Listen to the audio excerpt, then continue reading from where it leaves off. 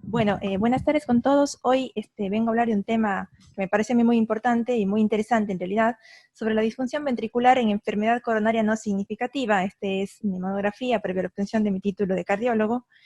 Y lo que vengo a decirles es básicamente que la insuficiencia cardíaca genera aproximadamente el 4 al 5% de internaciones anuales. De esto se sabe que la insuficiencia cardíaca de etiología isquémica representa aproximadamente entre el 50 al 65% de los pacientes que tienen la patología. Clásicamente nosotros dividimos a la insuficiencia cardíaca de etiología isquémica en aquella que tiene un porcentaje de estenosis coronaria del 70% en más o menos 2 vasos epicárdicos. Hubo mucho interés para el estudio de esta patología a lo largo del tiempo, varios estudios que lo que intentaron determinar fuera de la fisiopatología, el pronóstico a largo plazo, el tratamiento del mismo, fue también encontrar una solución al problema. Pero dentro de ella, en los últimos 10, 15 años, se ha venido hablando más de las lesiones coronarias de menor porcentaje, aquellas que llamamos ECNO, enfermedad coronaria no obstructiva, aquellas que han sugerido eventos clínicos adversos de estas lesiones de riesgo intermedio. Y para hablar de ello, me gustaría decir que en los últimos 10 años ha habido varios estudios que hablan básicamente de mujeres y el desarrollo de el MACE, que es eventos clínicos adversos a largo plazo. Cuando hablamos de enfermedad coronaria no obstructiva, hablamos primero sobre el desarrollo de la insuficiencia cardíaca y queremos hablar sobre la importancia que tiene la enfermedad coronaria en el desarrollo de la disfunción ventricular y de la fracción de eyección baja en el tiempo, que se debe a varios factores: la estimulación neurohormonal, la disfunción endotelial, importante tema, la vasoconstricción y la retención de sodio. Como vemos, la enfermedad coronaria por sí sola, asociada a otros factores de riesgo, puede ser multicausal para el desarrollo de la fracción de eyección baja y la muerte. Cuando desarrollamos el rol de la enfermedad coronaria en la fisiopatología de la insuficiencia cardíaca con fracción de eyección reducida, está, en primer lugar, el reinfarto o el infarto de miocardio con la pérdida de miocitos y el desarrollo de fibrosis, la isquemia, que produce una reducción de la función en la parte aguda de la función o de la zona regional del ventrículo izquierdo, la pérdida de la relación o de la contracción ventricular y la rigidez o la fibrosis en la función diastólica del mismo. Esto mediado por una hipertrofia miocítica y fibrosis miocárdica en contexto y asociado a estimulación neurohormonal. La hibernación y la disfunción endotelial, que está hoy por hoy en boga y en tiempo de estudio por disminución del óxido nítrico y incremento de la endotelina. Y finalmente, los trastornos que hacen referencia a los trastornos secundarios que conlleva la disfunción ventricular en el tiempo, principalmente la insuficiencia mitral. Cuando hablamos de la fisiopatología, en general está abocada a la enfermedad coronaria significativa, pero podría estar también implicada en el desarrollo en el tiempo de la disfunción del ventrículo izquierdo en pacientes que no tienen enfermedad coronaria significativa o no obstructiva demostrada. Para ello, como entramos en el terreno del ECNO, tenemos que hablar de dos términos importantes: el MINOCA y el ANOCA, que son partes del ECNO. El MINOCA se hace referencia a la enfermedad coronaria, al infarto en enfermedad coronaria no obstructiva, y el ANOCA dentro de este habla de la angina en este tipo de pacientes. Como vemos, el MINOCA representa entre el 5 al 15% de la población con infarto de miocardio y es más que nada una población bastante heterogénea en cuanto a las causas: la disfunción plaquetaria, el espasmo coronario, la disfunción microvascular, importante, el embolismo coronario, la disección coronaria y la alteración entre la demanda y los requerimientos de oxígeno del miocardio. Hoy por hoy todavía no hay estudios claros que hablen sobre el tratamiento, sobre el pronóstico a largo plazo de esta patología. Y para hablar un poco más científicamente acerca de la etiología del mismo, dividimos las causas epicárdicas y microvasculares, y hay una serie de estudios y evidencia científica que habla sobre el espasmo coronario, un registro europeo en el 2019 de intervencionismo coronario, el estudio CAT, que lo que vio que el espasmo coronario, seguido a los pacientes que tuvieron espasmo coronario a un año de seguimiento, tuvieron 1 de 5 eventos cardíacos adversos, principalmente infarto de miocardio. Estos pacientes principalmente tenían grandes factores de riesgo cardiovascular, entre ellos el tabaquismo. Como segundo punto, la ruptura y erosión de placas excéntricas con remodelado positivo. Dos estudios importantes aquí, que me pareció tomarlos en cuenta, Reynolds y Divito, hablan sobre la fisura de placas vistas por IBUS, y las placas rotas estables a 6 meses podrían generar nuevamente placas vulnerables en el tiempo. Cuando vemos las causas microvasculares, el Takotsubo como primer punto. Hay dos estudios importantes que me parecía mencionarlos. El primero, la mortalidad a 4 años de seguimiento del Takotsubo es igual a la población en general, y como segundo punto, la mortalidad en la internación es del 8% en relación a la población general, y al mes de seguimiento entre el 1 al 2%. Y en cuanto a la reversibilidad de la disfunción microvascular, se sabe que mejorando la disfunción microvascular en el tiempo, o a más corto esto, más mejor pronóstico del paciente y menor complicaciones en el Takotsubo. La miocarditis aguda, otro tema que se vio con un estudio que Yilmaz lo evaluó en el 2018, al generar vasoespasmo coronario con acetilcolina, misma fisiopatología que generaba el parvovirus 19 en pacientes que generaban miocarditis por esta patología. El espasmo microvascular, el estudio WIS del 2010, la relación entre la menopausia, la terapia de reemplazo hormonal y la aparición de enfermedad coronaria, que concluyó que mejorando los factores de riesgo cardiovascular podríamos reducir en este tipo de pacientes, en esta población, la aparición de trastornos microvasculares.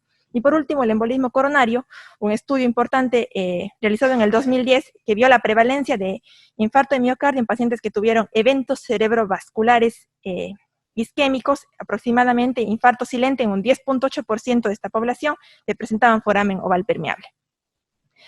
Esto entonces nos lleva a pensar en métodos de detección.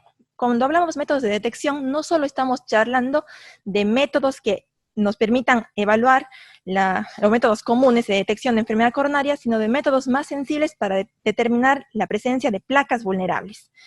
Entre lo más importante tenemos acá la angiotomografía coronaria. Nosotros normalmente lo utilizamos como factor predictivo o valor predictivo negativo para descartar enfermedad coronaria. Sin embargo, las lesiones de alto riesgo de calcificación, como el napkin ring, por ejemplo, deberían ser seguidas con este método. Un estudio del 2014 que permitió realizar angiotomografía coronaria a pacientes que tuvieron eventos coronarios estables, que tenían angina estable, vio en el tiempo que a mayor extensión de la lesión coronaria podría, a pesar de que no era significativa, podría llevar eventos cardíacos adversos mayores a un año de seguimiento. Un estudio importante, el PROMISE Trial, fue un ensayo que determinó la asociación de la angiotomografía coronaria con una prueba funcional, el FFRTC, que vio que con un valor menor a 0.8 fue un mejor predictor de revascularización y eventos cardíacos adversos mayores, que dirigió mucho mejor la revascularización cuando se hace un procedimiento invasivo previo a la realización de esta tomografía con prueba funcional. Y el gold estándar, que hoy por hoy en la actualidad todavía lo seguimos usando, la cinecoronariografía, con dos estudios importantes, las pruebas funcionales, el FFR y las imágenes intracoronarias. El FFR, dos estudios que lo avalan y lo lanzan como fundamental, tenemos el FAME1 y el FAME2. El FAME1 realizado en el 2009, un estudio que en ambos casos se hace en enfermedad coronaria estable para definir la disminución de la mortalidad a un año de seguimiento, el reinfarto y la restenosis de los stents. Básicamente este estudio fue diseñado para esto, pero terminó viendo que la disminución de la mortalidad a largo plazo y del reinfarto. El FAME2 habla casi lo mismo que el FAME1, pero añade la terapia médica óptima, dando como resultado que en las guías de la Sociedad Europea actuales de Revascularización del 2018, el FFR tiene nivel de evidencia 1A en la utilización de lesiones intermedias para evaluar su revascularización. Cuando hablamos de las imágenes intracoronarias, hablamos del IBUS y el OCT, dos estudios que hoy por hoy también costosos, que están en seguimiento y en estudio. Y lo que quiero charlar sobre esto es sobre abocado a esto, a la búsqueda de placas vulnerables. La búsqueda de placas vulnerables en este sentido, los dos estudios están con nivel de evidencia 2B en la detección de enfermedad coronaria en las guías de revascularización. Pero estos métodos serán más sensibles para determinar la presencia de placa, pero no sabemos si pueden ayudarnos a ver el pronóstico a largo plazo de estas lesiones. Otras pruebas, como las pruebas evocadoras de reactividad coronaria y espasmo, pruebas de acetilcolina, pruebas de ergonovina, también pueden ser utilizadas, y la resonancia magnética cardíaca, importante, principalmente aquellas para detectar fibrosis con el gadolinio, las pruebas de estrés funcional con pruebas de resonancia magnética, y las pruebas de dobutamina. Un estudio importante sobre resonancia magnética cardíaca del 2018 determinó que la presencia de gadolinium intramiocárdico puede ser un factor predictor de mal pronóstico en disfunción ventricular a largo plazo, pero lamentablemente este estudio es con bajo número de pacientes y una población un poco heterogénea. Pero cuando hablamos del IBUS y el OCT, que es un tema importante para la detección de placas vulnerables, aparece este estudio que habla sobre la significancia del seguimiento de placas en las cuales hubo una enfermedad coronaria previa con la aparición, o sea, en pacientes que tuvieron síndrome coronario agudo o angina estable, con OCT y IBUS in vivo. El objetivo de este estudio fue determinar la prevalencia y la importancia de las placas ateromatosas que podrían tener características vulnerables posterior a un evento coronario en pacientes que tuvieron el evento coronario agudo o la angina estable. Los eventos clínicos incluyeron muerte por cualquier causa, infarto de miocardio y la revascularización de la lesión. Incluyeron 204 pacientes y se dividió en los dos grupos, mayoritariamente síndrome coronario y posteriormente la angina de pecho, con seguimiento a un año y como segundo punto lo siguieron al mes y a los 6 meses. Como vemos acá en el gráfico, los pacientes que tuvieron angina estable tuvieron mayor porcentaje de placas que podrían tener carácter de vulnerabilidad, siendo esto estadísticamente significativo. No hubo diferencia en los pacientes que tenían enfermedad coronaria aguda y como vemos acá también, me interesa mostrar las placas intermedias las placas que tenían lesiones intermedias, tuvieron placas vulnerables en casi un 43%. Cuanto al remodelado concéntrico, hubo una diferencia, fue inversamente proporcional la presencia de placas al remodelado positivo en los pacientes. Concluyendo entonces que la presencia de un patrón de estas placas vulnerables que podrían ser potencialmente placas peligrosas es un marcador de riesgo y gravedad de la enfermedad arterial coronaria, lo que sugiere un vínculo entre la curación de la placa y la progresión de la lesión. Entonces surge la pregunta de investigación. Es una placa aterosclerótica que no se espera el flujo coronario, que no se espera que obstruya el flujo coronario y que ocurre en un 10 o 25% sometidos a angiografía coronaria. Esta enfermedad coronaria no obstructiva puede estar asociada a insuficiencia cardíaca. La pregunta surge diciendo que si la enfermedad coronaria no significativa es importante en el pronóstico de insuficiencia cardíaca con fracción de eyección baja. Para esto, intentamos responder esta pregunta con varios estudios que demuestran la evidencia o tratan de demostrar la evidencia de la misma. El primero es un metaanálisis danés publicado en el 2017, que lo que hace es evaluar el pronóstico de la disfunción microvascular en pacientes con enfermedad coronaria no obstructiva. Se tomó en cuenta 26 artículos que tomaban en cuenta pacientes que tenían angina estable, que se realizaron cinecoronariografía sin lesiones significativas, pacientes diabéticos tipo 2, pacientes con enfermedad renal crónica y pacientes con insuficiencia cardíaca. Y dividimos en dos grupos, pacientes que tenían disfunción endotelial y aquellos que disfunción endotelial dependiente de endotelio y no dependiente de endotelio. Los pacientes dependientes de endotelio, como vemos en el primer gráfico, son una población bastante diversa que no tiene una heterogeneidad amplia, pero que, sin embargo, se hicieron estudios con acetilcolina y con test provocadores de reactividad. Y cuando comparamos dos estudios que ven la disfunción endotelial dado por la ecografía y la medición del flujo coronario de reserva y el PET con flujo coronario de reserva, vemos que el factor de riesgo combinado es más del doble en relación al PET que en relación a la ecografía. Esto demuestra que la presencia de disfunción vascular coronaria en pacientes con enfermedad coronaria normal o no obstructiva predice un resultado cardiovascular adverso a largo plazo. Y este estudio se centra en realizar más estudios multicéntricos y pautas uniformes para la evaluación de la enfermedad coronaria no obstructiva. Posterior a tenemos este estudio que habla sobre el efecto de la disfunción microvascular en el sexo, en relación al sexo y a la presencia de eventos cardíacos mayores. Se incluyó pacientes en edad promedio de 61 años, se tomó, como vimos, a la reserva de flujo coronario mediante PET con valor menos de 2 para definir la presencia de enfermedad de disfunción microvascular. Y como vemos en el gráfico de acá, no hubo diferencias significativas en cuanto a hombres con mujeres en el desarrollo de eventos cardiovasculares adversos, principalmente el MACE, a lo largo del seguimiento, que fue principalmente 3 años. Cuando vemos los outcomes secundarios, cuando vemos los focos secundarios analizados sin ver si fueron hombres o mujeres, vemos que el resultado del MACE, el resultado primario, fue estadísticamente significativo, especialmente a expensas de la muerte cardiovascular y del infarto de miocardio. Y cuando nos abocamos a ver la insuficiencia cardíaca, que es un tema que interesa esta revisión, vemos que da en el límite de la significancia. Concluyendo entonces que la disfunción microvascular tiene una alta prevalencia en las personas en riesgo y se asocia con eventos cardiovasculares adversos independientemente del sexo. Cuando revisamos este artículo que es de Sweethair, un estudio suizo que habla sobre el reinfarto en pacientes con MINOCA, hallazgos y recomendaciones, lo que intenta evaluar es un estudio retrospectivo que básicamente, cuyo objetivo fue la mortalidad por todas las causas, muerte cardiovascular e infarto, y toma en cuenta a pacientes que tuvieron MINOCA con un nuevo infarto.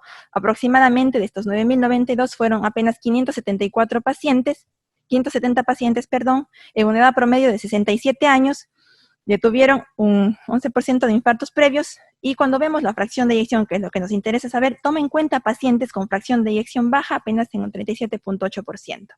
Cuando de este grupo de pacientes de 570 se ve a quienes hicieron angiografía y quienes no estuvieron angiografía, los pacientes que tuvieron angiografía o que se hicieron angiografía coronaria fueron pacientes más jóvenes, pacientes mucho más jóvenes, que tenían los mismos factores de riesgo ya descritos anteriormente.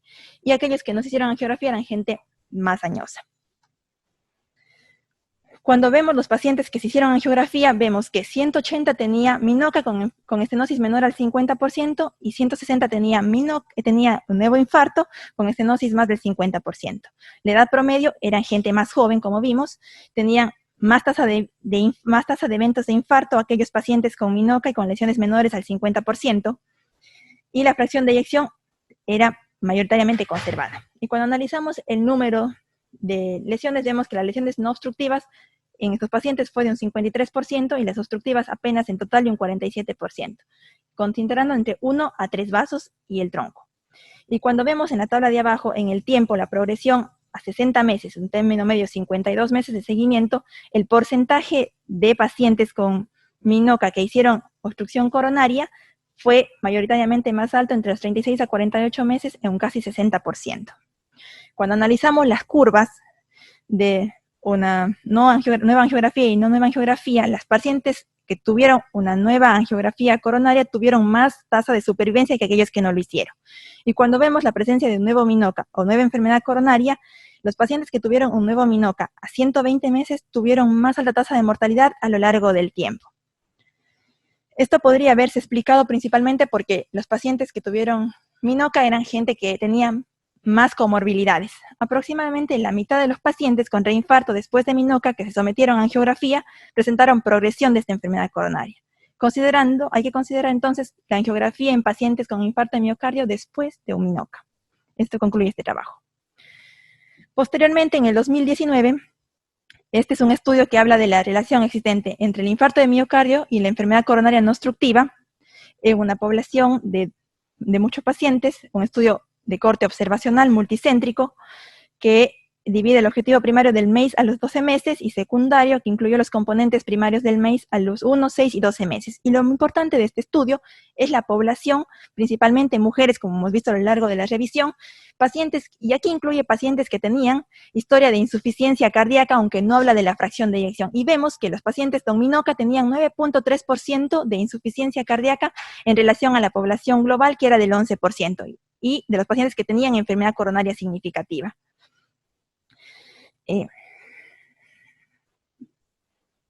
Cuando vemos el ajuste de la mortalidad y la hospitalización a los 12 meses en contexto del MACE y de los diferentes subgrupos, vemos que básicamente en cuanto a la insuficiencia cardíaca, los pacientes con MINOCA tuvieron casi la mitad de reinternaciones por insuficiencia cardíaca comparado con los pacientes que tenían enfermedad coronaria significativa y de los pacientes que no tenían ningún tipo de lesiones de la población global.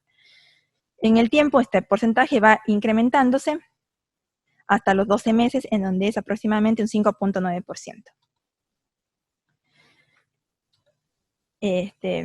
Como vemos acá en las curvas de Kaplan-Meier, en cuanto a la insuficiencia cardíaca, que es en el estadio D, no existe una diferencia significativa del MINOCA en relación a la enfermedad coronaria, dando que el MINOCA tiene menos internaciones, pero sí existe una diferencia en cuanto a la mortalidad por todas las causas, y a la reinternación por todas las causas y la mortalidad por todas las causas. Concluyendo entonces que los pacientes de edad avanzada con MINOCA tienen menos eventos del MEIS a los 12 meses después de un infarto en comparación a aquellos con enfermedad coronaria, y que 1 de cada 5 pacientes con MINOCA requerirá una rehospitalización relacionada con enfermedad cardiovascular, y 1 de cada 10 no sobrevivirá a los 12 meses. Y para cerrar todo este cuadro que estamos viendo, decimos que esta revisión que salió en el 2019 busca revisar la importancia de la enfermedad coronaria no obstructiva en el pronóstico en pacientes con falla cardíaca. El estudio canadiense de registro Core Health tomó aproximadamente 12.814 pacientes, y de estos se dividió en 3 grupos: pacientes que no tenían enfermedad coronaria, pacientes con enfermedad coronaria no obstructiva y pacientes con enfermedad coronaria obstructiva, en edades promedios de 60 más menos 7 años, sexo femenino, como hemos visto a lo largo de la revisión, y que incluye aquí pacientes que tenían disnea clase funcional 2, 3 y fracción de eyección baja. Es importante porque esto es estadísticamente significativo, y tenían hospitalizaciones por insuficiencia cardíaca. Cuando comparamos esta población, vemos que las internaciones por insuficiencia cardíaca son mucho mayores en la enfermedad coronaria obstructiva, pero si las miramos entre la enfermedad coronaria no obstructiva y las pacientes que no tenían ningún grado de enfermedad coronaria, esta es mucho mayor. Este fue un estudio de corte retrospectivo que lo que permitió analizar, viendo el punto final primario, que fue muerte por causas cardiovasculares, hospitalizaciones por infarto, insuficiencia cardíaca o stroke. Cuando comparamos la enfermedad no obstructiva con la presencia de pacientes que no tenían ningún grado de enfermedad coronaria, la mortalidad es mayor. Obviamente, los pacientes que tenían algún grado de enfermedad coronaria obstructiva tuvieron más alta tasa de mortalidad. Cuando comparamos y vemos los pacientes hospitalizados por la hospitalización por insuficiencia cardíaca, infarto de miocardio y el stroke, no existe diferencias significativas. Ligeramente podríamos decir algo del stroke. Y cuando evaluamos las curvas de cada subgrupo, vemos aquí que lo que nos interesa a nosotros ver es la insuficiencia cardíaca. Las curvas de supervivencia no dan un favor o diferencia significativa de los pacientes que tenían esta MINOCA, es decir, la enfermedad coronaria no obstructiva, con aquellos que tenían enfermedad coronaria obstructiva. Por lo tanto, la enfermedad coronaria no obstructiva se asoció con aumento en el riesgo del resultado compuesto primario, de muerte cardiovascular, hospitalizaciones y un mayor riesgo de muerte por cualquier causa en comparación con las personas que no tenían enfermedad coronaria aparente. Esto, básicamente, como vemos, la principal limitación de este trabajo o de todos los trabajos, es que la mayoría de estos son estudios retrospectivos que tenían una enfermedad o una población muy diversa, y que generalmente en el caso de la insuficiencia cardíaca se asoció, siempre tenían como punto final primario eventos compuestos. Concluyendo entonces, mi trabajo concluiría que no existe una asociación directa que justifique que la presencia de la enfermedad coronaria no significativa genera el desarrollo de insuficiencia cardíaca con fracción de eyección baja, e invita a realizar o abrir el interés de realizar estudios que permitan hacer seguimiento y control en este tipo de pacientes. Y después de toda esta revisión, me permití hacer un comentario personal y poner una serie de preguntas que me permitían hacer la discusión del tema y responder de las mismas. Principalmente, me pregunté si en la actualidad los cardiólogos deberíamos darle importancia al estudio de las lesiones coronarias no significativas, y mi respuesta fue que deberíamos darle importancia, aun cuando no sean significativas. Como vimos en algunos estudios, estas pueden ser vulnerables y en el tiempo llevar al desarrollo de enfermedad coronaria significativa.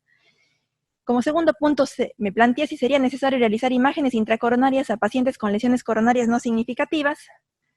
Deberíamos preocuparnos por estas lesiones no significativas, es verdad. El IBUS permite evaluar de mejor manera las placas ateromatosas.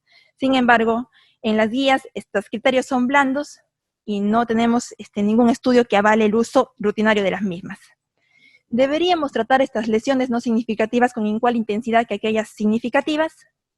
Me parece que sí, aunque no profundice esta revisión sobre el tratamiento. Fundamentalmente el uso de estatinas, aspirina y el control de los factores de riesgo cardiovascular estarían relacionados con la progresión o reducción de la progresión de estas placas. Y sabemos si a ciencia cierta, ¿en qué tiempo progresan estas placas vulnerables a lesiones coronarias no significativas? No. No hay ningún estudio, no hay manera hasta el momento de que sepamos la progresión de estas placas. Pero sí podríamos estar atentos a la aparición de los síntomas, que sería llegar tarde porque la placa vulnerable podría estar rota, o pruebas funcionales, tal vez que nos permitan determinar una disminución de la capacidad funcional del paciente, y aquí vienen las pruebas de vasoespasmo y las pruebas de resonancia magnética estrés, que nos facilitarían, o la angiotomografía con FFR, que nos facilitaría un estudio no invasivo del paciente, determinar si estas lesiones en el tiempo pueden generar disfunción ventricular severa. Gracias.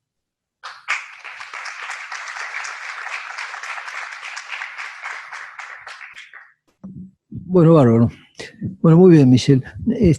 Vamos a discutir primero la parte metodológica y después la historia esta del Minoca y toda esa historia. ¿Cuál fue el título del trabajo, Michelle? El primer diapositivo, a ver. Sí. ¿Cuál es el objetivo? La pregunta de investigación. O el título. Sí. ¿Cuál era el título? Disfunción ventricular en enfermedad coronaria no significativa. Pero es, si la enfermedad no significativa tiene evolución a la insuficiencia cardíaca, ¿esa es la pregunta, sí, o no? Evolución a la insuficiencia cardíaca a lo largo del tiempo. Entonces, o sea, si la enfermedad no coronaria está asociada a la insuficiencia cardíaca, ¿ok? Sí. Ahora vamos a tus conclusiones. Tus conclusiones no están para saber si son de valor pronóstico en cuanto al desarrollo de insuficiencia cardíaca. Vos decís solamente si los enfermos andan peor, pero no que anden por insuficiencia cardíaca. ¿Entendés qué digo? Sí. Vos me dijiste, yo quiero saber si las insuficiencias coronarias, si las lesiones coronarias no significativas se asocian con disfunción, con disfunción ventricular. Sí, pero todas tus conclusiones fueron en el sentido de que tienen peor pronóstico. Sí, porque no existe una asociación directa. Pero vos me entendés lo que digo. Vos decís, los pacientes que tienen lesiones no significativas andan peor que los que no tienen nada. Sí. Pero esto no va a la pregunta puntual que vos planteaste, que era si las lesiones no significativas son causa de insuficiencia cardíaca. No existe ningún no, está bien, pero estamos mirando si está alineado tus conclusiones con la pregunta que hiciste inicialmente. ¿Entendés qué digo? Sí. Yo quiero saber, dice Michelle, si las lesiones no significativas promueven el desarrollo de insuficiencia cardíaca. Y en las últimas conclusiones, este punto no está analizado. Vos decís, me parece que andan peor, ¿entendés qué digo? Sí, porque no encontramos evidencias suficientes que justifiquen. No hay evidencias. No existe evidencias suficientes. El único estudio que está, el único estudio importante que tiene un N importante de pacientes es el que mostré, que es un estudio retrospectivo con muchas limitaciones y que, como vemos, la mayoría de estos cumplen cuando ve el punto final primario tiene un punto final compuesto. Y cuando analiza los puntos secundarios no hay una diferencia clara. Bueno, ¿quién quiere opinar de esto?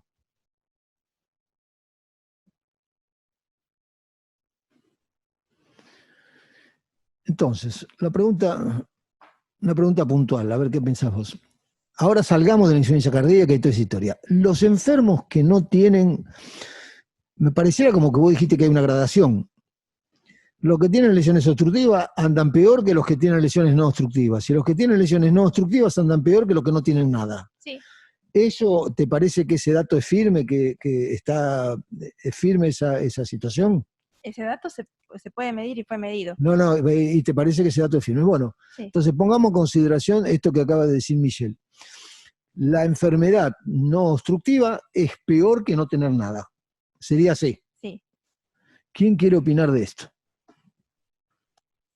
A los clínicos. Bueno, el doctor Diego de Peraza, Aníbal Arias, Rodríguez, todos los clínicos acá. Que las lesiones no significativas se asocian con peor pronóstico, mortalidad, infarto, eso está bien documentado. Eso con los estudios de angiotomografía, estudios grandes, 40.000 pacientes. Perfecto. Perfecto. O sea el tema es que nosotros la lesión no significativa, o minoca sin lesión severa, no la tenemos que minimizar. Hay series con minocas que dicen que la evolución es lo mismo, con obstructiva, no obstructiva, minocas es lo mismo. Perfecto. El riesgo. Y otros hablan de que no tiene. O sea, coincidimos todo con Michelle. Exacto. Y que hay el tratamiento médico intensivo, esto, lo otro. Después, lo otro que se está trabajando es identificar placas vulnerables. digamos, nosotros, digamos, cómo es nuestro prevención secundaria surge después del evento. Ahora lo que se está proponiendo es, no, la prevención secundaria surge cuando hay placa vulnerable.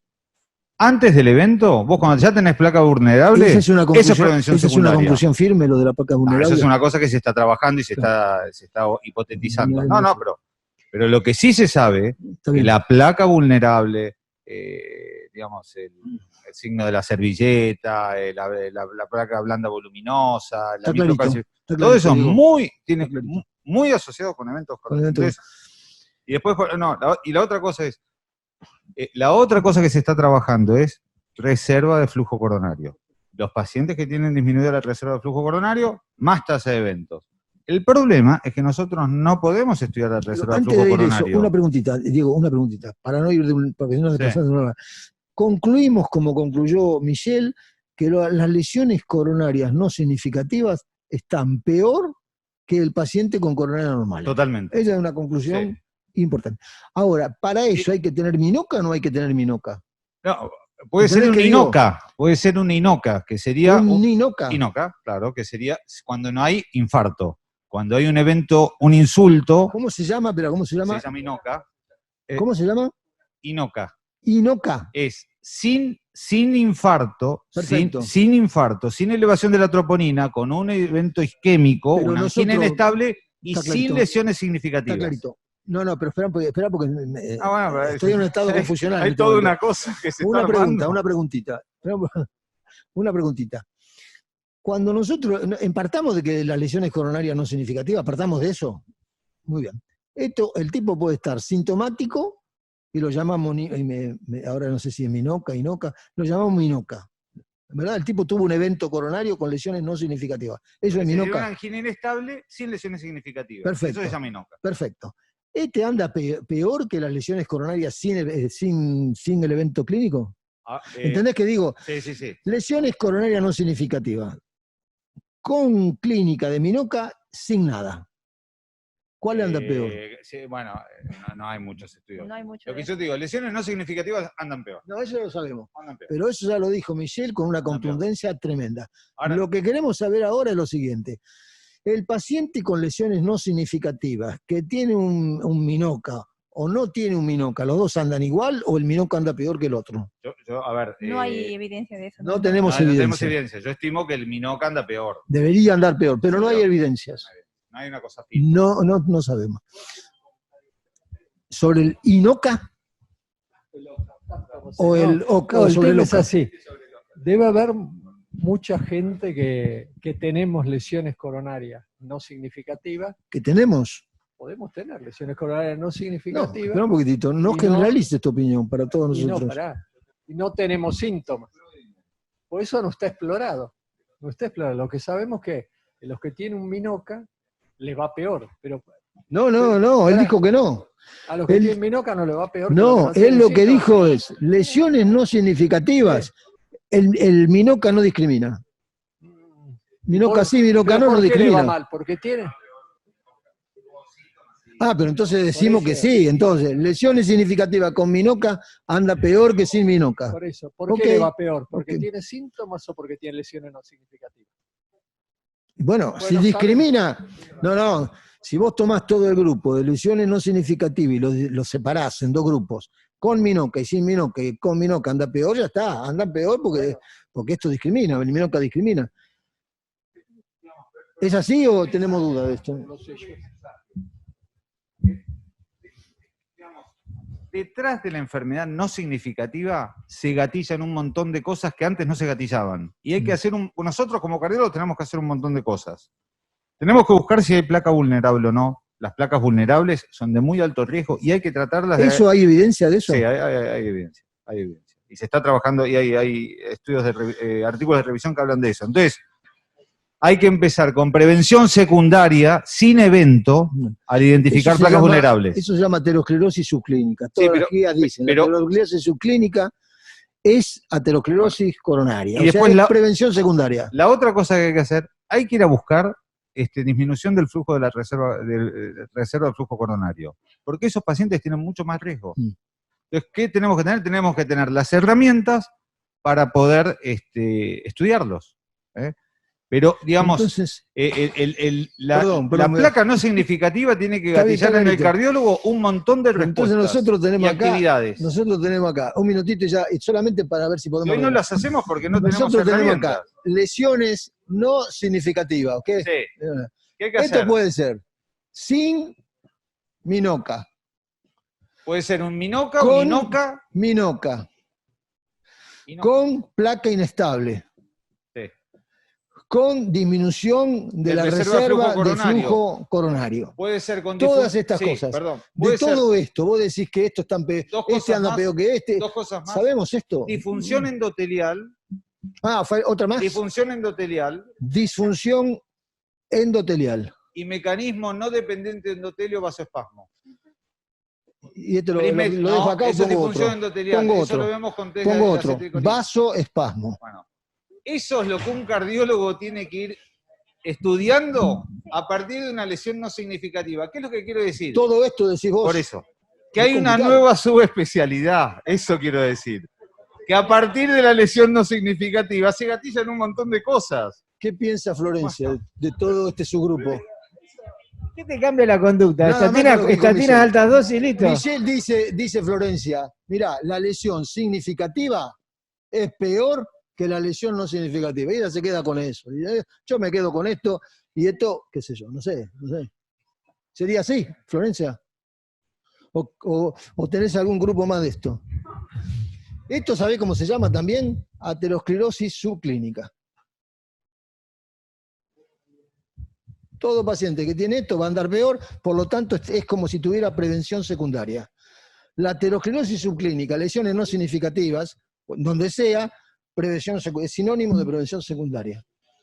A mí me parece que todo esto está en una fase de investigación, me parece que es un quilombus, maximus o minimus. ¿Quién quiere? Doval. Doval es un tema para Doval este. Es un tema, espera que te alcance. Y para el doctor Rodrigo Bañati, que está ahí escondido.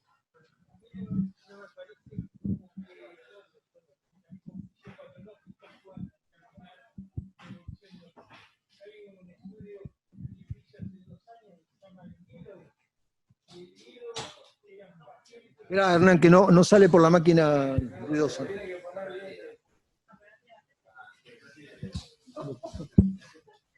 ¿Querés amplificar lo que dijiste?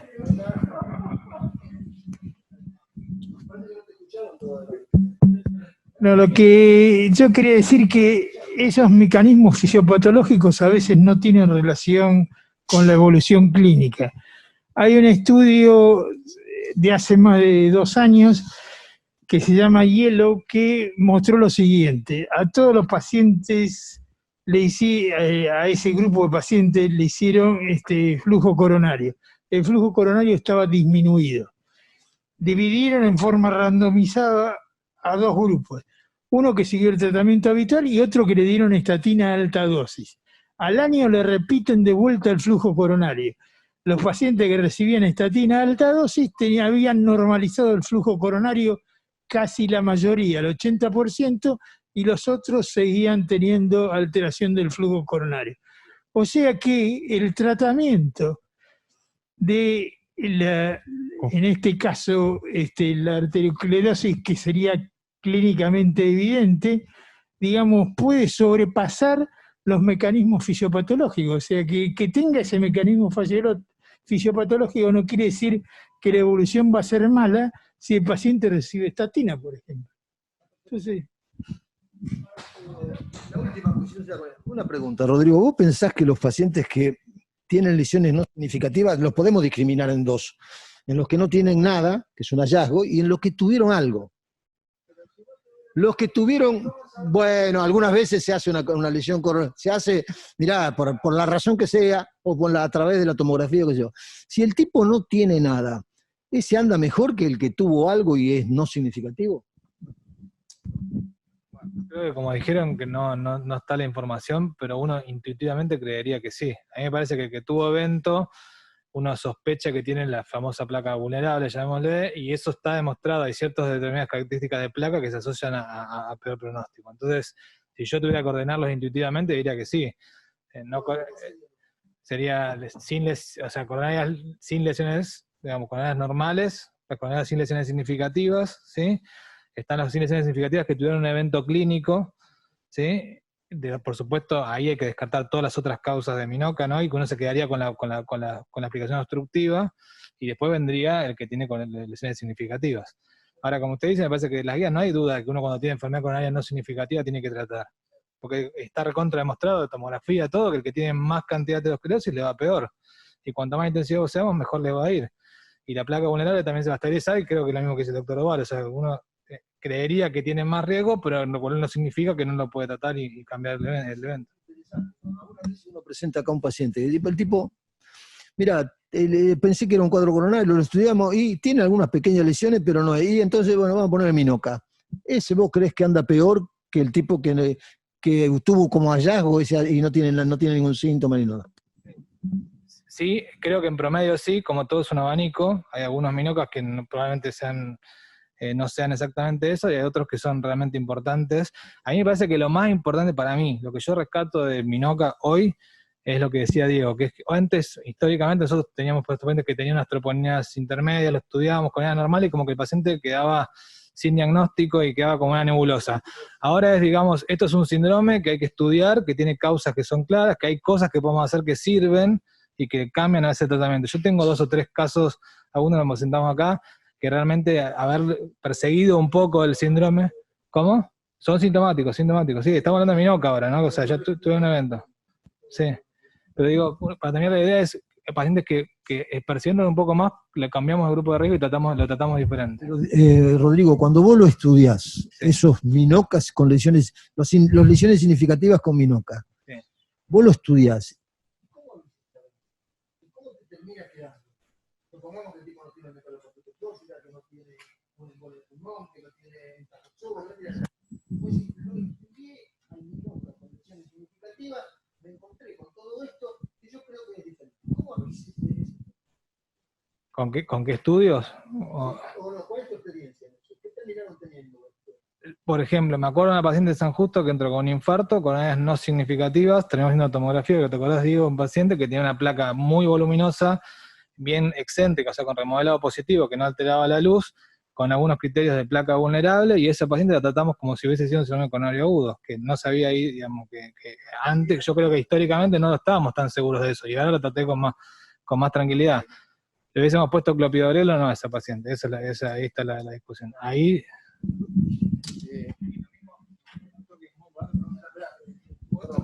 Para tener la idea, otra cosa que mucho hemos visto es ir a revisar la cineconografía y las placas que no eran significativas.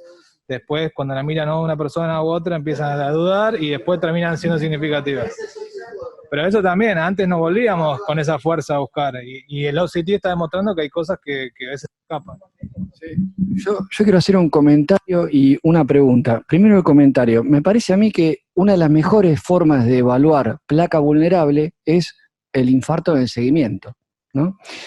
Entonces, la otra vuelta estaba mirando cuál era la tasa de infarto de pacientes que se habían presentado con infarto y suprannivel del ST, básicamente buscando en los estudios de ATC múltiple contra único vaso, ¿no? En el infarto agudo.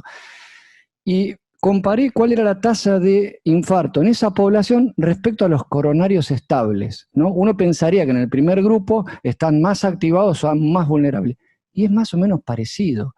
Es decir, que pareciera que el criterio, digamos, el infarto, que es una situación de activación de marcadores, inflamación, etcétera, uno lo pensaría como un paciente vulnerable, y la tasa de infarto en el seguimiento no es tan diferente en un grupo que en el otro. Y bueno, y quería preguntarle más que nada a Nacho, Walter, Diego, en algún momento se hablaba de la resonancia para la búsqueda de placa vulnerable. ¿En qué estamos hoy? O sea, ¿cuál es el método que está de punta? ¿Qué es lo que se está viendo? ¿Por dónde pasa la detección de placa vulnerable? Placa vulnerable con resonancia coronaria no, por un tema de resolución, sí está muy avanzado en lo que es la placa carotidia, y lo que hoy se está trabajando más en placa vulnerable, aparte del angio-TC, es el PET. en identificar placas con actividad inflamatoria. Eso es lo que se está más trabajando. Y eso sí hay. Para mí, yo el concepto de vulnerabilidad lo pienso un poco con lo que pasa en la insuficiencia cardíaca con la viabilidad. La viabilidad es un concepto prospectivo, o sea, el tipo le abrí el vaso, mejoró la fracción de eyección, eso es viabilidad. Y lo de placa vulnerable lo vivo un poco parecido yo. Eso es porque no sabe, porque uno no sabe. Entonces, como no sé, quiero estar seguro de lo que va a pasar.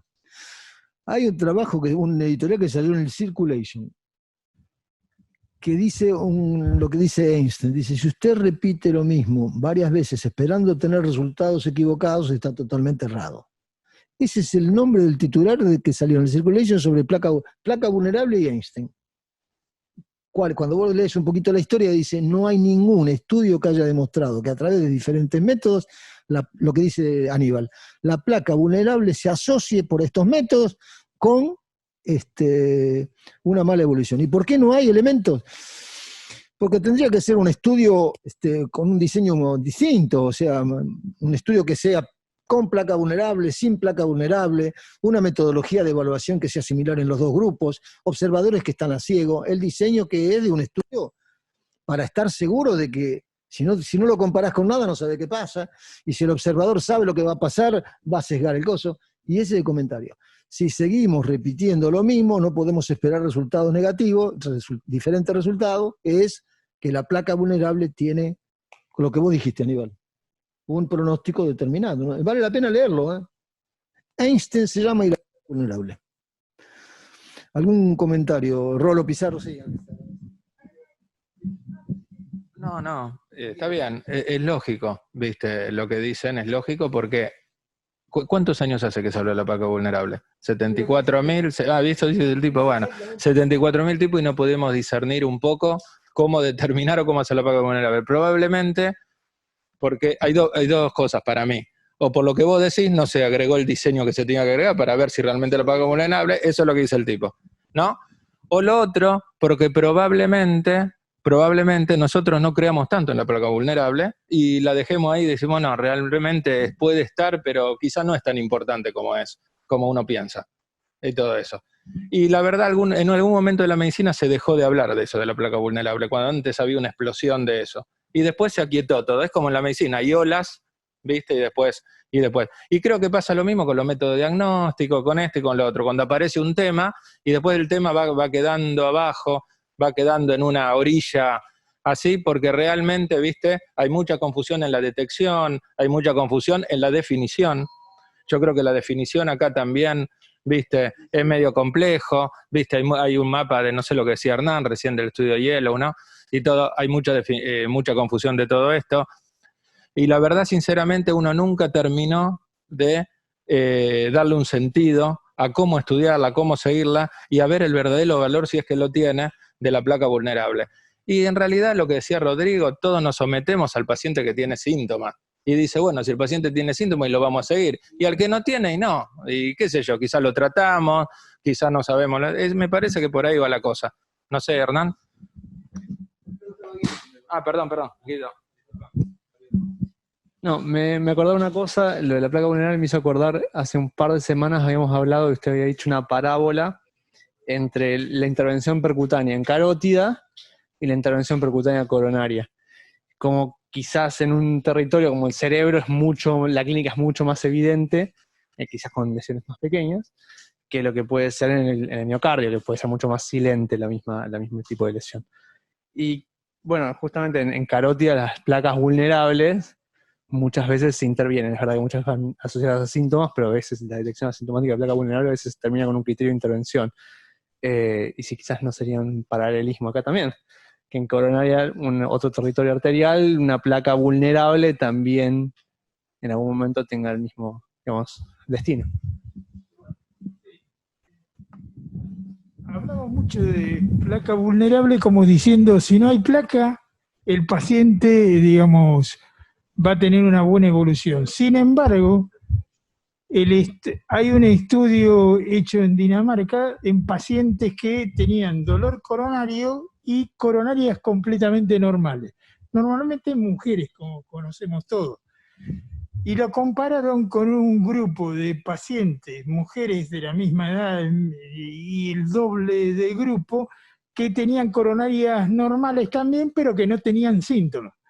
La evolución en el tiempo demostró que los tipos que tenían coronarias normales y tenían síntomas con respecto a los que no tenían síntomas, tenían 3 veces más infarto de miocardio, más internaciones y el doble de mortalidad que los otros. O sea que el hecho de que no tenga placas vulnerables, si tiene síntomas coronarios, no indica de que el paciente no le va a pasar nada. Todos nosotros tenemos estos pacientes que nos vienen a seguir visitando y que a veces se reinternan con dolor a pesar de que no tienen ninguna placa y tienen coronarias completamente normales. Me parece que lo que decía Rodrigo, ¿no? Rodrigo estaba diciendo eso, que me parece que el que tiene el síntoma está un poco peor. El problema es cómo se diagnostica la placa vulnerable. Dale, Nacho. Claro, a través de todos los métodos de imágenes que hay, ¿cómo se diagnostica? Dale, Nacho. 2 cosas. Creo que un problema es ese, que no se puede diagnosticar la placa. Y creo que hay un continuo de cuanto menos aterosclerosis, menos riesgo, más aterosclerosis, más riesgo, y eso lo ven en todos lados. Y creo que va por una cuestión estadística. Cuanto un paciente tiene más aterosclerosis, tiene más chance de tener placas vulnerables, o lo que sea que no lo podemos ver. Y con respecto a lo que decía Diego, hay un trabajo de carótida que salió en Lancet, es un trabajo chico, pero que lo publicaron en Lancet en el 2017, con fluoruro marcado. Y lo que los tipos veían eran pacientes que con PET, pero no con glucosa, sino con fluoruro marcado, que es un activador que lo que ve es actividad osteoclástica, que los pacientes que le captaban en la carótida el fluoruro, eso hablaba de que había osteoclastos que estaban en proceso de calcificación de la placa. Y eso habla de activación de la placa y que se correlacionaba mucho más con eventos y embolia y accidente cerebrovascular que en pacientes con glucosa, porque la glucosa habla de actividad metabólica, pero el fluoruro habla de que hay osteoclastos que están regenerando y que están en un proceso de cicatrización de la placa, planteaba. ¿Qué es lo que decía? Que para arterias coronarias no tiene discriminación espacial para poder ver eso a nivel de las arterias coronarias. Pero es muy interesante el trabajo. Está en un Lancet del 2017. No hay duda, hay muchos trabajos de esos, ya te lo digo. Pero lo que dice este tipo es que esos trabajos tienen que tener un diseño metodológico impecable para poder concluir, porque si no lo tienen, sigue siendo una presunción. ¿Te das cuenta? Entonces, uno tiene que tener un diseño donde se demuestra bien que la evolución es de este tipo, que en comparación al que no lo tiene, tiene una evolución peor, que el tipo lo hizo a ciegas, y los estudios no tienen ese diseño. Por eso el tipo decía eso. Sí, perdón. Hay un trabajo pero yo creo que existe la placa vulnerable. Sí, yo también. No, pero digamos, hay un trabajo hecho con tomografía, ¿no? Que estudia el tema de la placa vulnerable. Y no solamente son importantes las características de la placa, Napkin ring, el core voluminoso lipídico, sino lo que es más importante. Lo más importante es la placa que crece. La placa que crece es la que se asocia con eventos. Ese es el factor de riesgo más importante. Y de hecho, con estudios con IBUS también se ve, hechos previos a un evento, se ve que las placas que crecen son las riesgosas, las que después terminan con un evento. Después terminan andando mal. Entonces, el tema es así, digamos, quizás uno, como cardiólogo, tiene que ir a buscar la placa y asegurarse que esa placa no crezca. Y es muy interesante, con tomografía, uno mide volumen de placa y puede hablar de regresión de placa real. Cuando y hay pacientes que tienen mejoría de la luz, pero incremento del volumen de placa, eso les va mal. Con el cateterismo, uno lo único que ve es regresión de luz. ¿Qué dice? ¿Qué es regresión de placa con cateterismo invasivo? Aumenta la luz, entonces eso es regresión de placa. Pero hay pacientes que mejoran la luz, pero aumentan el core lipídico, eso les va muy mal. O sea que hay datos, observación. No, lo que vos tenés que, cuando vos tenés un minoca, no es algo banal. La minoca vos tenés que ir a secundaria. Muy bien, ahí Me parece que lo que decía Rodrigo está bien. Si lo tratamos con altas dosis, ya está. No, Rodrigo dijo algo más. Pero no sé si todos lo tratan con altas dosis. Si tiene lesiones que no son significativas, ¿verdad? Pero el paciente tuvo algún tipo de manifestación clínica, a lo mejor habría que darle en algún tiempo un doble antiagregante, además del masazo El estatínico. doble antiagregante, Es lo que dijo eso él, puede lo que ser una dijo él. opción, pero la Dijo él. estatina me parece que...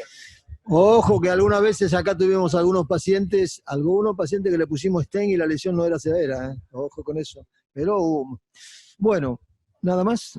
Michelle, mirá el despelote que armaste con todo esto. Muy bien, Michelle, brillante. Michelle.